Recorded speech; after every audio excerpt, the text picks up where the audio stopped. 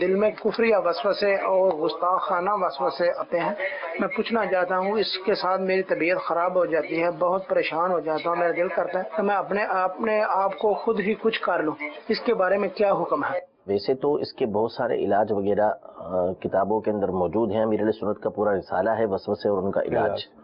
تو جس کے ساتھ ایسا معاملہ ہوتا ہے اس کو چاہیے کہ وہ اس رسالے کو بار بار پڑھتا رہے۔ اب یہ جو کہہ رہے ہیں خاص مخصوص صورت، اس طرح کی صورت تو خاص حدیث پاک کے اندر موجود ہے کہ صحابہ کرام علیہم رضوان نے بارگاہ رسالت میں یہ عرض کی کہ ہمیں ایسے وسوسے آتے ہیں، ایسی باتیں ہمارے دل کے اندر آتی ہیں کہ زبان جل جانا ہم بہتر سمجھتے ہیں کہ اس کو ہم ادا کریں۔ تو فرمائے کہ ایسا ہی ہے، عرض کی کہ ہاں ایسا ہی ہے، تو فرمائے یہ تو عین ایمان ہے، یعنی شیطان اسی مقام پر آ کے ڈاکہ ڈالتا ہے، اسی مقام پر آتا ہے کہ جہاں ایمان ہوتا ہے۔ یعنی اس کی مثال یہ دی کہ چور وہیں پر آئے گا جہاں پر مال ہو، جہاں پر مال نہ ہو وہاں چور جائے گا نہیں، تو اسی طرح شیطان اسی مقام پر آئے گا کہ جہاں پر ایمان موجود ہو۔ تو اس طرح کے وسوسے جس کو آ رہے ہیں تو یقیناً اس کے دل کے اندر ایمان موجود ہے، جبھی شیطان اس طرح کے وسوسے اس کے دل کے اندر ڈال رہا ہے۔ اب یہ ہے کہ وسوسوں کے بارے میں حکم یہ ہے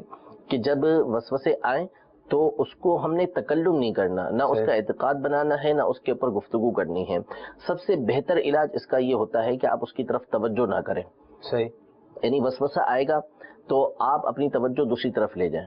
اور بہترین بات یہ ہے، اس میں امیر اہل سنت نے بھی تفسیر بغوی کے حوالے سے اپنے رسالے کے اندر یہ بات لکھی ہے کہ ذکر اللہ کرنے میں مشغول ہو جائے، زور زور سے اللہ اللہ بولنا شروع کر دے، سبحان اللہ، الحمدللہ، اللہ تبارک و تعالیٰ کا ذکر یہ شروع کر دے گا تو انشاءاللہ اللہ کے ذکر سے شیطان جو وسوسے دل کے اندر ڈال رہا ہے وہ بھاگ جائے گا۔ بس اپنی توجہ اس کی طرف نہیں لگانا، اس کے جواب کے در پہ نہیں ہونا کہ ایسا کیا کرنا ہے، کیا ہو گیا، اس کا جواب کیا بنے گا۔ ان چیزوں میں پڑیں گے تو پھر اس کا نتیجہ یہ نکلے گا کہ آپ پریشان ہو جائیں گے۔ آپ ان چکروں کے اندر نہ پڑیں، فوراً اپنی توجہ سے وہاں سے ہٹائیں اور آپ اللہ تبارک و تعالیٰ کا ذکر کرنا شروع کر دیں۔ انشاءاللہ تبارک و تعالیٰ آہستہ آہستہ یہ تمام کے تمام معاملات ختم ہوتے چلے جائیں گے۔ باقی اس رسالے کو اپنا ایک طرح سے ورد بنا لیں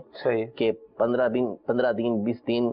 ایک مہینے کے اندر اس کو 1-2 مرتبہ پڑھ لیا کریں، انشاءاللہ تبارک و تعالیٰ یہ وسوسے جڑ سے ختم ہوتے چلے